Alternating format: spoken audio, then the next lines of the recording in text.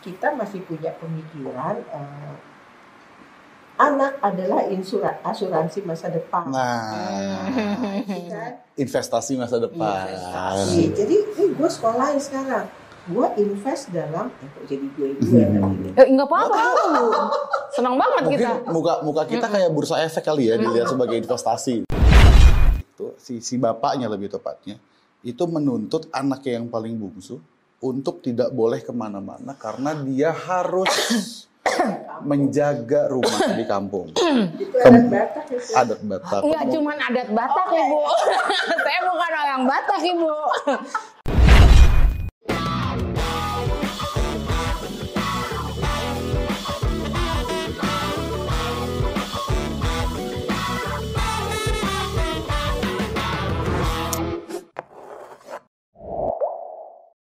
Ya, kalau itu mah Bu, Jessie masih muda juga tetekan mulai Jessie. Wah, itu tiap. Namanya juga sandwich generation. Dari bawah ditekan, dari atas ditekan. Ya Allah. Tapi ngomongin sandwich generation, maksud gua hari ini itu fenomena yang lagi jadi satu topik bahasan yang ngetren banget loh. Jadi tahu kan sandwich generation? Ya kalau gue sih tahu yang gue sandwich generation. Enggak deh, belum. Jess, kita tuh masih single Jess. Sandwich generation itu ya mensyaratkan lu udah punya keluarga lagi di bawahnya gitu. Jadi tapi dia nggak harus selalu kayak gitu dalam certain cases. Ya dia bisa misalkan menggantikan peran ayahnya yang udah meninggal gitu loh. Iya. Yang gitu-gitu. Dia punya adik yang harus dibiayai lalu punya ibu yang juga kayak gitu-gitu tuh sandwich generation. Jadi sandwich generation itu, Bu Magda, itu adalah generasi yang sekarang, yang generasi saya dan Jessie gitu, yang udah punya keluarga, biasanya udah punya keluarga baru nih gitu, Bapak masih memulai keluarga, jadi harus membiayai keluarganya, tapi juga kemudian harus biayain orang tuanya misalnya, atau adik-adiknya dan kakaknya, jadi dari atas ketekan harus gajinya ke situ juga, yang bawah juga ke situ gitu. Jadi kita kayak isian sandwich, Bu. Gitu. Nah itu juga harus lihatnya utuh ya. Jadi negara juga sebetulnya harus memikirkan. Ini kalau bicara lansia gitu ya. Tapi kalau kita lihat lansia, kan dikatakan sekarang usia harapan hidup tuh makin tinggi. Jadi kalau di undang-undang kan bilang starting from 60 ya. Oh lansia itu kalau di undang-undang itu di 60. Jadi tapi itu lagi mau direvisi gitu loh. Jangan 60 lah. 65 atau berapa gitu kan. Karena usia harapan hidupnya semakin tinggi gitu. Tapi kan sekarang kalau pendataan lansia gitu kan banyak sekali ya yang sudah leader, misalnya yang hidup sendiri, kesejahteraannya juga memprihatinkan gitu. Nah, terus tetapi juga di samping lain itu ada juga yang masih produktif gitu. Ada yang produktif atau ada yang pensiun. Kalau misalnya dia pensiun terus dia kreatif masih nggak apa-apa. Tapi banyak juga kelompok yang pensiun akhirnya tuh kayak post power syndrome. Post power syndrome. Tiba-tiba jadi sakit-sakit gitu. Tiba-tiba kehilangan power, kehilangan gitu ya. Ada yang gitu. Jadi beragam gitu. Dari masyarakat yang miskin sampai yang ini gitu. Nah, kalau sekarang saya membicarakannya adalah generasi muda. Mau jadi seperti yang bagaimana nanti ketika menjadi lansia. Iya, Bu. Ya kan? Nah, sekarang kalian bilang sandwich. Ada gini-gini. Berarti kita membayangkan nanti generasi yang kalian berikutnya, anak kalian gitu ya. Kan ada hal-hal yang kalian kritisi juga. Aduh berat juga ya ditekan dari bawah, gini-gini ya. Berarti kita harus jadi lansia yang mandiri juga ya dengan perkembangan zaman yang semakin masif seperti ini. Anak-anak punya kehidupan sendiri. Tapi untuk memperhatikan orang tua itu tentu tidak dalam bentuk seperti yang tradisional dulu. Kalau dulu kan mangan yang ngumpul gitu kan, udah nggak mungkin lah kalau kayak gitu. Tapi sekarang mungkin nggak ngumpul tapi sering-sering ditengokin, sering-sering kasih apa. Nah, kalau sekarang ngumpul yang penting mangan. Kalau sekarang ngumpul karena nggak mangan. Lebih sedih lah ya mingenes. Nah itu jadi dengan melihat gini terus kalian juga merasakan itu. Dan sekarang pertanyaannya mau menjadi lansia yang seperti apa? Lansia yang mampu. Tapi negara juga ikut ambil bagian. State obligation ini juga harus jalan. Jadi buat yang mereka produktif misalnya. Kalau kita lihat di Singapura, tapi itu mungkin negara kecil ya. Tapi kita kaya loh sebetulnya kalau kita mau bisa gitu kan. Kaya Bu. Singapura tuh kaya. Gara-gara Indonesia kan gimana? Kita sebetulnya kaya cukup sebetulnya kalau nggak ada yang korupsi ya. Sebetulnya cukup. Cuman yang banyak yang korupsi aja gitu. Nah itu Bu yang menandakan kita kaya karena banyak yang bisa dikorupsi. Betul. Itu. Nah makanya sebetulnya kesejahteraan kita pengobatan apa tuh bisa dilaksanakan kalau tidak ada korupsi. Gitu. Kita juga masih pertanyakan di soal korupsi ini ya, apakah tebang pilih atau kalau misalnya diambil disita sebenarnya uangnya kemana nggak jelas gitu. Nah ini jadi balik lagi lansia itu negara juga misalnya melihat orang tua yang masih produktif tetapi tenaganya udah nggak ada seperti Singapura. Negara menyediakan lapangan kerja kayak di Singapura kan orang-orang tua lap-lap kaca di airport gitu ya. Di mall gitu. Kerja 3 jam, 4 jam. Secara psikologis orang tua itu merasa aku punya income. Itu Yes. Aku masih berguna. Gitu. Aku masih berguna. Beda kan dia kalau minta ya. Dari uangku sedikit aku masih bisa kasih ke cucuku. Aku bisa. Itu kan menyehatkan sekali gitu loh. Nah itu negara yang harus memikirkan. Tapi kita masih punya pemikiran anak adalah asuransi masa depan. Investasi masa depan. Investasi. Jadi gue sekolahin sekarang. Gue invest dalam jadi gue nggak apa-apa. Senang banget mungkin kita. Muka kita kayak bursa efek kali ya dilihat sebagai investasi. Kita malah senang karena ngomongin gue Bu. Biasanya kalau udah aku kamu takutnya baper ya. Iya. Ya kan orangnya gitu. Gue udah sekolahin lu, gue sekolahin luar negeri begini ya lu terus ini suatu waktu sih balikin lagi dong gitu kan.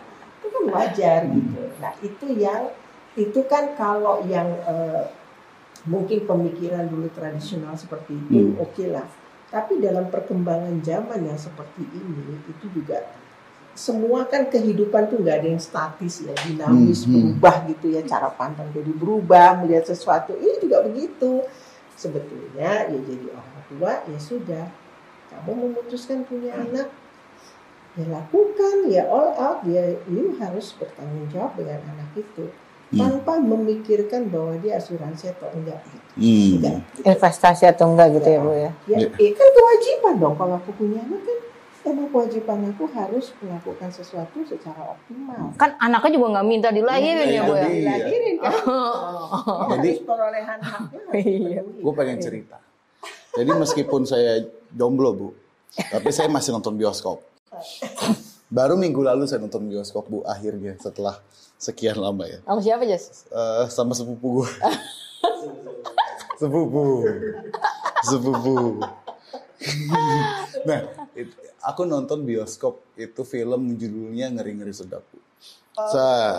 Di film Ngeri-Ngeri Sedap itu Batak lagi kan. Kebetulan nonton sepupu yang Batak juga. Nangislah kami bareng-bareng di.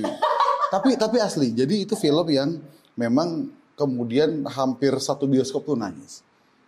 Terutama ketika konflik keluarganya sudah mulai memuncak. Salah satu konflik keluarga yang memuncak itu adalah ketika si orang tua itu si bapaknya lebih tepatnya itu menuntut anaknya yang paling bungsu untuk tidak boleh kemana-mana karena dia harus menjaga rumah di kampung. Adat Batak. Enggak cuma adat Batak Ibu. Saya bukan orang Batak Ibu. dan di bagian-bagian itu maksud gue itu orang banyak yang nangis dan yang nonton kan relate banget. Seumuran kita gitu ya, yang relate banget. Nah itu kan kemudian yang tadi itu pemikiran tadi itu tuh bahwa anak ya harus jadi asetnya orang tua yang kemudian harus menjadi penjamin kehidupannya si orang tua. Sebenarnya cara kita ngeliat hal-hal kayak gini tuh harusnya kayak gimana sih Bu? Terutama kan ibu dari orang yang ada di generasi atas kami gitu ya. Sebetulnya gimana sih Bu yang ideal, yang kemudian di satu sisi kita juga tidak dianggap durhaka, tapi kemudian di sisi lain juga kita bisa tetap punya kehidupan kita sendiri, gitu-gitu tuh gimana Bu harusnya Bu? Ya memang kan zaman berubah ya. Jadi kalau dulu kan gini, kalau kita masyarakat agraris misalnya, ibu kita petani misalnya, kan dulu banyak yang berhasil tuh. Ini anak-anak sekolah dari ibu bapaknya petani, tapi kan berhasil anak di ITB, di apa gitu. Terus mereka udah tua renta udah gitu ya, anak-anak pada umumnya membiayai orang tua gitu ya. Gitu. Tapi kan ini kan zaman berubah ya, zaman berubah gitu. Tapi bukan bermaksud mengatakan anak itu tidak menghormati orang tua, tidak mengingat ibunya bahwa dia sudah dibesarkan, iya gitu. Tetapi lagi-lagi ini sudah harus ada pemikiran bahwa itu tadi kembali bagaimana menjadi orang tua yang mandiri gitu ya, dan juga tetapi juga menjadi anak yang tidak menyusahkan orang tua. Nah kalau misalnya udah punya anak masih dibiayain juga orang tua, ya kasihan orang tuanya lah ya gitu, gitu. Tapi ada balancing gitu kan. Hanya saja karena kehidupan itu sudah berubah gitu, mungkin ekspektasi yang seperti anak yang harus setiap hari datang. Nah sekarang kan kerjaannya juga berubah ya. Ada anak yang dapat kerja di mana gitu kan. Ya paling tidak mungkin dia harus menghubungi orang tuanya. Tapi kalau sampai ignore sama sekali ya janganlah gitu ya. Tetapi kalau ekspektasi dia harus sampai apa ya, menggelayuti anaknya gitu, sementara anaknya ini punya kehidupan yang harus juga dia membangun kehidupannya gitu kan. Kalau anak itu bisa mandiri aja, buat aku sudah alhamdulillah gitu loh maksudnya gitu. Tapi kan itu perlu dialog dan komunikasi ya. Kalau ingat di film itu kan sebetulnya sebagai orang tua juga harus mendengarkan juga aspirasi anak muda. Karena dia juga sedang kulturnya juga udah beda nih gitu. Tapi orang anak muda juga harus memperkenalkan itu dengan secara sabar. Jadi mencari titik temu. Jadi tidak mempertahankan kebenarannya masing-masing. Jadi misalnya si orang tua, kamu udah saya lahirin, kamu udah ini mesti gini-gini. Saya pikir pemikiran itu udah nggak benar lagi gitu. Tapi kan ada cara sayang itu kan tidak harus diungkapkan dengan dia harus kasih uang terus gitu ya. Kalau nggak kasih uang itu nggak sayang gitu misalnya kan. Kan tidak seperti itu yang pemikiran. Tapi kan itu dibutuhkan dialog dan komunikasi. Aku selalu garis bawahi itu ya. Seringkali itu terhambat karena kita tidak pernah diajar untuk bagaimana berdialog dan berkomunikasi dengan baik dan saling mendengarkan. Jadi orang tua juga sabar mendengarkan sampai selesai si anak muda ngomong, anak muda juga begitu. Jadi clear gitu apa maunya gitu kan ya. Nah soal lansia juga begitu. Kan kalau di film itu kan dia mengharapkan anak bungsunya harus netap di sini gitu. Tapi banyak juga terjadi ketika orang tua sudah di kampung gitu, ini anak dengan tidak bermaksud jelek, dia ngangkut aja orang tuanya ke kota, disiapin. Dia nggak pernah tanya sama orang tua mau apa enggak. Dia tercerabut dari komunitasnya. Jadi itu yang hal-hal kalau tercerabut dari komunitas, ya lalu dia nggak berani juga ngomong, sebetulnya aku nggak kerasan loh di sini, gitu kan? Itu kan juga karena nggak pernah didialogkan kan, sebetulnya senang di mana? Iya. Gitu. Jadi aku juga ada di buku ini nih, orang tuanya dibikinin rumah, oke, dia cuma supaya punya privacy di sini, diangkut dan dia kompleks yang generasi anak muda gitu, semua kerja, dia bengang-bengang sendiri, kan menyakitkan. Kalau orang tuanya anak punya waktu juga mendengarkan itu kan, keluhannya gitu. Nah itu yang nggak pernah. Jadi kalau di hak anak itu the best interest of the child, ini masih the best interest of elderly people. Nah itu konsep itu tuh apa sih Bu? The best interest for the elderly itu konsep yang kayak yang gimana itu sih? Sebetulnya mendengarkan, jadi partisipatif juga ya, kita mendengarkan juga dia gitu. Tidak juga membenarkan hanya pemikiran anak muda yang benar. Gitu. Iya. Ini juga ada anekdot gitu. Rumah anak itu bukan rumah orang tua, tapi rumah orang tua itu rumah anak. Jadi kalau anaknya ke rumah orang tuanya, dia pindah-pindah juga, ini kan rumah gue juga, ini nyokap gue juga. Gitu. Tapi gitu anaknya ke rumahnya, dipindah-pindah, jangan mah, ini kan barang kamu di sini.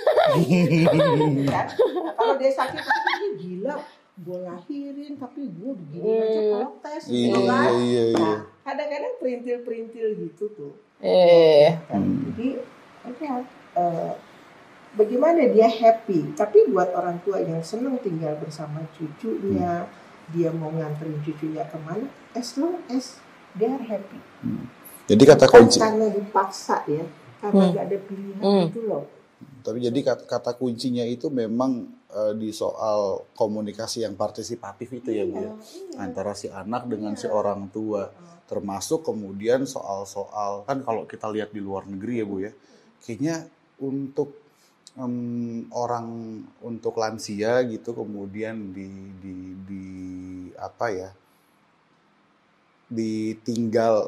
disuruh tinggal di apa istilahnya panti reda kan?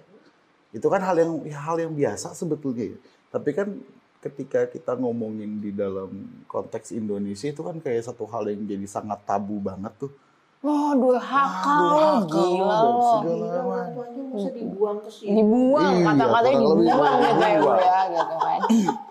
Gila itu dibuang kan gitu ya. Sebetulnya kan, tapi udah mulai sih kesininya ya. Kalau tahun 80-an itu baru kayaknya aib banget tuh kalau orang tua di panti ya. Di panti itu kan. Enggak ini. Nah itu kan juga karena nggak ada dialognya. Mungkin juga orang tuanya nggak suka. Mungkin. Tapi banyak yang suka karena dia punya dunia yang sama. Komunitasnya kan sama-sama tua di situ. Kan cerita orang tua dengan anak muda kan beda. Kebutuhannya beda. Berasa nyambung gitu ya cerita ya. Tapi kalau sama anak muda ya belum tentu ya punya dunia sendiri gitu kan.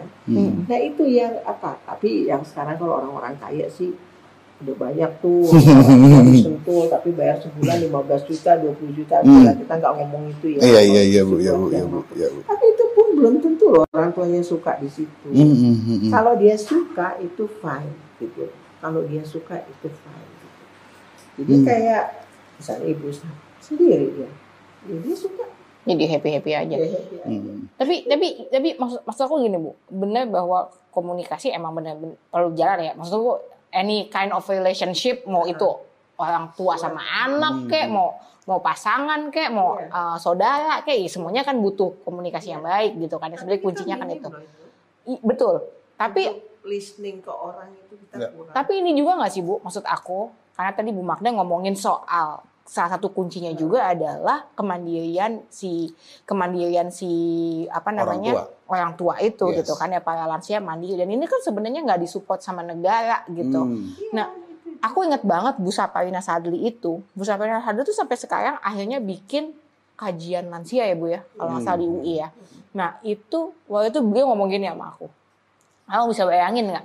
Ini nih kita sekarang semua nih senegara, ini negara sibuk ngomongin soal bonus demografi, karena semuanya ngejar ke situ tuh. Oh kita nanti harus jadi bonus demografi, semuanya harus ini apa namanya, kita harus mencapai leap gitu menuju Indonesia emas dan segala macam.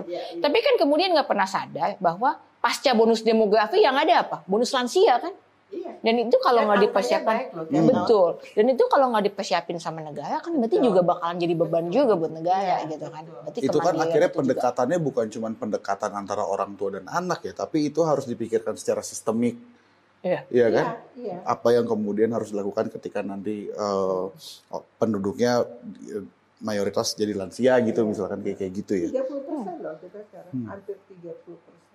Sekarang, makanya bayangkan berarti nanti begitu pasca bonus demografi dan kemudian jadi bonus lansia itu kan berarti akan jadi problem banget gitu ya Bu. Tapi yang sebenarnya mau saya tekankan tuh gini Bu, salah satu yang kemudian jadi problem ini juga nggak sih Bu, bahwa kemudian nih mohon maaf nih ya, soalnya ini kan negaranya kan kayaknya hobi banget lebih mengglorifikasi anak muda, gitu, sampai semua, karena gini nggak ada staf sus lansia nggak ada. Adanya staf sus muda. Partai gitu lansia juga nggak ada. Partai lansia nggak ada. Partai anak muda. Tuh. Manggilnya brosis, lo bro, halo sis. Kan. Nah. Terus maksudku begini, karena kemudian stigmanya mereka dan itu kemudian disuburkan oleh negara nggak sih Bu gitu. Ketika kemudian stigmanya adalah karena saya kemarin habis ngobrol sama teman-teman muda, saya tanya ada nggak sih yang takut? Siapa yang takut tua? Itu hampir semuanya pada ngacung gitu. Dan ketika saya tanya yang ditakutin apa? Yang ditakutin adalah nanti nggak mampu ngapa-ngapain, nanti kemudian nggak berharga, kemudian nggak berdaya, dibuang yang tadi kata-kata itu. Terus jadi dianggap ya udah selesai gitu. Jadi bahwa stigma itu yang kemudian juga diglorifikasi gitu, bahwa segala sesuatu itu tentang kemudaan gitu, tentang anak muda gitu. Padahal kan sebenarnya juga itu kemudian jadi problem besar juga nggak sih Bu gitu, yang kemudian berkontribusi terhadap persoalan lansia ini gitu. Iya, karena memang orang tua dianggap nggak berguna. Nah itu yang aku bilang, bagaimana mempersiapkan, karena gini, yang generasi ini dengan pemikiran yang begini, kalau udah nggak ketulungan mau diapain lagi? Ya kan? Yang kita selamatkan kan yang masih ketulungan nih, cara berpikirnya, ya kan? Jadi yang tua sih banyak juga yang progresif cara berpikirnya, itu yang kita apakan. Tapi banyak juga yang masih apa gitu. Jadi kalau udah tua merasa ya udahlah gitu. Lah nggak jauh-jauh lah waktu aku gini. Emang umur lu berapa sih, kok lu masih kerja aja gitu. Terus lihat aku sibuk gitu. Lu kan bukannya udah gak kerja lagi, kok lu sibuk banget sih, susah dicari gitu. Lah gimana ya, emang lu belum pensiun gitu. Terus aku bilang, pengertian pensiun itu apa sih, aku bilang gitu.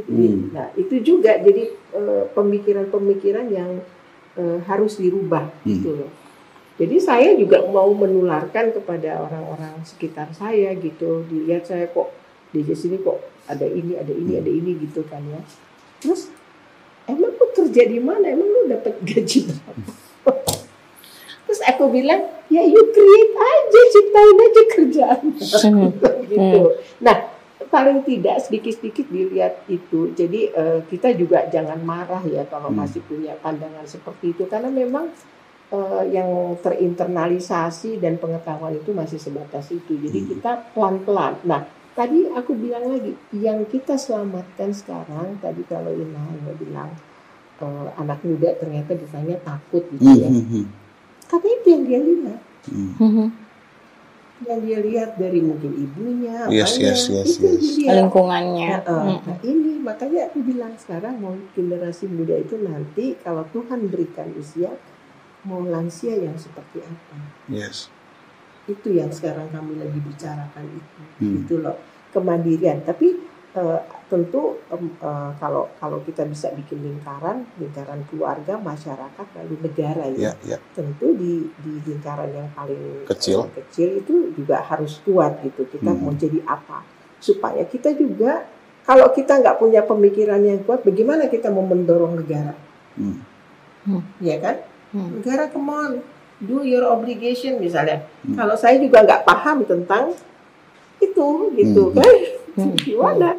Gitu. Jadi di situ negara juga harus berperan. Jadi misalnya gini, lansia. Kalau di luar tuh ada istilah saving. Jadi anak-anak muda itu dia sudah harus saving untuk membantu orang tua dia di komunitasnya atau di mana, dan itu tercatat gitu.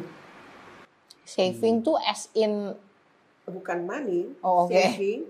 Tapi itu bisa menjadi dikalkulasi secara uang gitu. Karena dia misalnya membantu ini. Nanti one day dia ini ada generasi lagi dia melakukan ini. Jadi ketika saya tua, saya nggak bisa bikin apa-apa. Terus ada yang menggantikan saya, Pak, saya nggak membayar itu lagi gitu loh. Saya tidak spend money lagi untuk itu. Nah itu saving gitu loh. Nah jadi, itu kan sistemnya yang harus dibangun. Jadi sebetulnya banyak skema yang bisa dibayangkan ya Bu ya, yang skema saving atau kemudian yang seperti di Singapura ada lapangan pekerjaan khusus untuk orang-orang lansia begitu ya. Tapi kalau di sini ada nggak contoh apa yang mungkin sudah dilakukan oleh pemerintah kalau ada gitu untuk kemudian lebih serius memikirkan soal hak-hak lansia misalkan Bu? Ya baru ini kali ya, tapi itu juga belum dulu ya, misalnya bangunan yang ramah lansia supaya ada tangga yang Bu, sama difabel aja belum. Apalagi lah. Padahal ketika kita bicara lansia kita akan bicara difabel juga. Gitu. Iya, jadi itu kan artinya belum merata, tapi terpikirkan cuma kadang-kadang kontinuitasnya ya, gitu ya. Jadi belum utuh. Tapi kemarin kami yang aliansi lansia lagi bicara itu tentang perencanaan itu. Perencanaan yang saving itu ya? Bukan, lansia ini mau kemana? Belum bicara tentang saving, tapi mungkin nanti one day. Skemanya, belum bicarakan skema pastinya, tapi baru sudah mengutarakan concern soal isu ini ya Bu ya? Tapi enggak kok, Jas, maksudnya kalau ditanya apa sih yang sudah diberikan oleh negara gitu kan ya soal ini, udah ada kok. Peringatan Hari Lansia tiap tahun. Paling gak diinget ya. Iya, benar. Oke lah, gini deh. Emang lambat, tapi oke lah. Kita coba belajar mengapresiasi dan kita harus terus mendorong nih si negara kita nih untuk udah makin gencar sih soal lansia ini. Jadi saya 40 tahun lalu udah ngomong ini gitu. Waktu saya bilang, karena saya ngamatin gitu di gereja gitu, orang ngeluh, anaknya ngeluh, menantu susah ya gitu. Jadi aku bilang, nanti one day kalau aku dikasih umur Tuhan gitu ya, kayaknya aku hidupnya di komunitas orang tua deh. Jadi aku punya komunitas sendiri. Itu aku dicerca abis. Kamu mesti ngajarin anak kamu dong untuk jadi investasi. Enak sih. Mungkin aku jadi terlalu liberal kali gitu. Terlalu liberal. Aku sangat yakin ya kalau teman-temannya ibuku bilang gitu, kamu harusnya ngajarin anakmu dong untuk ngurus kamu. Aku yakin jawaban ibuku adalah, ya lah dia ngurus dirinya sendiri aja nggak bisa. Orang lain. Aduh. Ngurus diri bisa syukur.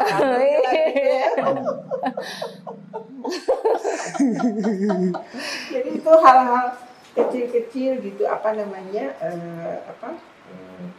orang tua. Jadi saya dulu mertua saya gitu udah sakit-sakitan gitu. Dia nggak pernah betah di rumah anak ya. Bukan karena nggak sayang, dia punya komunitas. Iya. Jadi jangan diterjemahkan, lu nggak bisa begini. No, itu didialogkan. Kemudian dia kan punya komunitas, ada orang tua yang ngajak dia ngobrol kan beda. Dia punya hidupnya sendiri gitu ya Bu ya. Bukan berarti anaknya nggak ini loh. Iya benar. Makanya yang penting diobrolin sebenarnya. Nah, tadi kan Ibu bilang lingkaran paling besar negara, habis itu masyarakat, lingkaran yang paling kecil kemudian keluarga.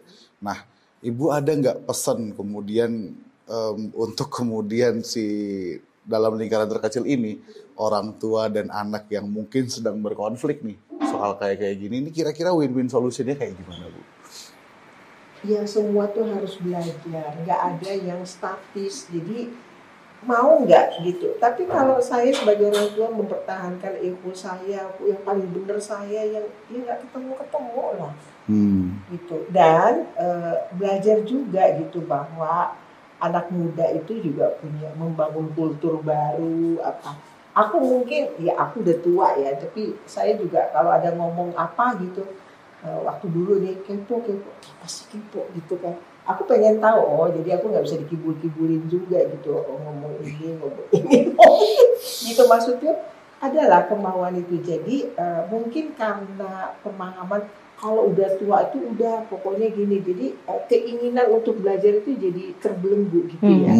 Karena dia dibentuk gitu ya. Kalau udah tua udah menang aja gitu. Jadi apa gitu. Nah saya gitu kalau kasihan anak saya sebetulnya. Jadi saya gini, jadi saya nyetir kemana-mana. Terus teman anak saya bilang, bener aja sih nyokap lu nyetir sendiri apa? Nah, emang nyokap gue senang, gue ketemu nyokap gue aja susah. Iya. Maksudnya gitu mungkin saking sayangnya Iya. Jadi jangan lihat negatif dulu. Maksudnya yang buat jadi orang tua itu jangan nyetir lagi lah. Jangan nyetir lagi lah. Lah aku bilang aku nggak suruh nyetir gimana ya, aku bilang gitu misalnya gitu ya. Jadi sebetulnya harus dibangkitkan. Jadi saya pikir terus yang jadi orang tua juga ya orang tua aku harus ini, terus aku lebih apa gitu ya, lebih jaim, lebih apa gitu. Nah itu membelenggu dia sendiri karena dibentuk gitu loh. Dan akhirnya melemahkan sendiri ya. Iya. Kuncinya itu. Jangan salah kalau aku gitu. Ponakan-ponakanku ada acara gitu, dancing ya aku dancing aja. Iya. Benar. Aja gitu. Ya habis dancing ya udah gitu itu sport. Jadi kembali lagi ke awal itu ya. Age is just about number. Try to be happy, terus terima apa adanya. Bahwa tubuh itu kekuatan yang nggak sama itu alamiah. Iya. Alamiah. Bukan untuk ditakutkan. Udah rada-rada lupa, ya alamiah juga. Iya. Tapi kita ngelatih. Oh iya, aku latihan deh naruh kunci itu di satu tempat. Itu juga melatih kan bahwa ini taruh di sini gitu. Nyupir juga begitu sebetulnya itu melatih refleks kita kan. Ngerem gitu ya kasih apa. Jadi ngukur juga. Yang mungkin one day nggak lagi ya, tapi tidak dihapus sebelum kita mencoba gitu. Oke. Iya. Udah dikode-kodein, udah katanya gitu. Oh gitu. Oh, masih pengen ngobrol. Lo mau nanya harapan gue, Jess? Hah? Lo gak mau nanya harapan gue? Kan lagi jelas-jelas ya sekarang. Ayo, harapan gue kita itu udah nunggu deh tuh. Oh iya. Di atas meja. Martabak ya. Yoi. Ya udah sih, bungkus sudah. Padahal udah malam, kalau harapan kan harusnya pagi. Iya. Mimpi dulu direalisasikan pagi hari. Iya, Bu Magda, makasih banyak ya udah memberikan pencerahan pada adik saya. Bukan cuma masalah percintaan, tapi juga masalah tanggung jawabnya terhadap orang tua. Betul. Gitu ya. Jadi, padahal yang tadi curhat, oh iya banget tuh dia. Iya.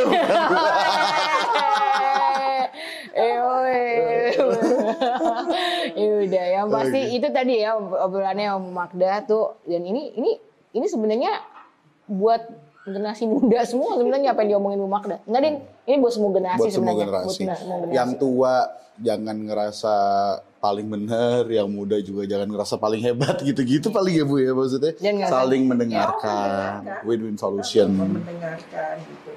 Memang kecenderungan orang tua itu kan, masa gue dinasehatin lagi sih, pengalaman gue lebih banyak. Ada loh rasa begitu juga. Iya. Tapi itu harus dilatih. Oh ya nggak bisa juga gitu kan. Terus anak muda juga gitu merasa orang tua kan nggak tahu apa-apa. Ini udah zamannya ketinggalan. Orang tua juga gini, lu tahu apa belum makan asam garam. Itu udah ukurannya asam garam gitu. Padahal kan garam asin. Duluan kan makan garam. Itu makannya garang asam.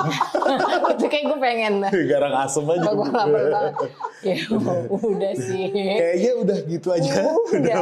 Kita udah lapar. Kita lapar banget. Kita pengen makan garang asam. Udah pengen makan garang asam.